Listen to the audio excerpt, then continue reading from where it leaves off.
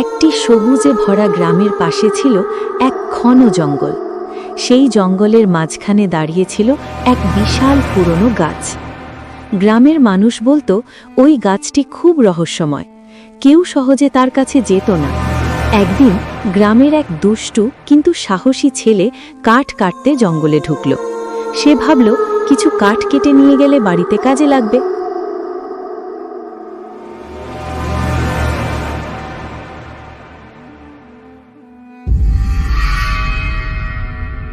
আজ অনেক কাঠ কেটে নিয়ে যাব, মা খুব খুশি হবে।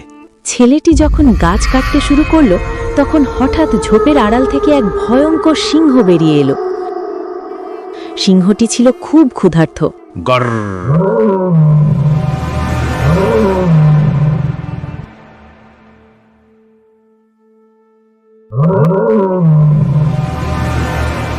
আজ তো ভালো শিকার পেয়ে গেছি। সিংহটি ছেলেটির দিকে তেড়ে এলো। ভয়ে ছেলেটির হাত পা কাঁপতে লাগলো। সে প্রাণ বাঁচাতে দৌড়াতে শুরু করলো। বাঁচাও, কেউ বাঁচাও!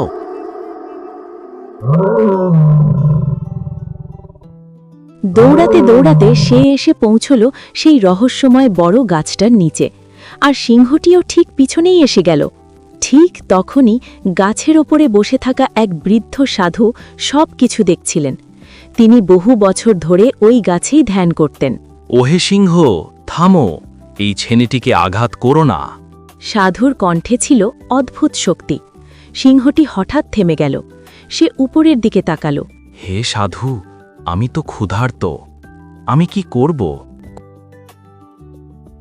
ক্ষুধা মেটানোর জন্য নিরীহ মানুষকে আঘাত করা ঠিক নয়। তুমি জঙ্গলে অন্য শিকার খুঁজে নাও। সাধুর কথায় সিংহটি শান্ত হয়ে গেল। সে ধীরে ধীরে পিছিয়ে গেল এবং জঙ্গলের গভীরে চলে গেল। ছেলেটি তখনও ভয়ে কাঁপছিল। সে গাছের নিচে বসে পড়ল।